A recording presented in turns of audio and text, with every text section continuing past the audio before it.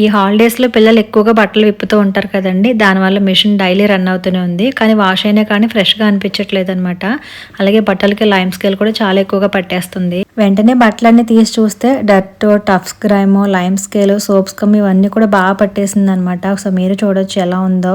అలాగే లోపల ప్లేట్ తీసి చూస్తే కూడా చాలా మురిగ్గా ఉంది. ఇవన్నీ చూసాక అయితే మిషన్ క్లీన్ చేయాలని చెప్పేసి అమెజాన్లో happy planet washing machine cleaner and descaler టాబ్లెట్ని అయితే ఆర్డర్ చేసుకున్నాను.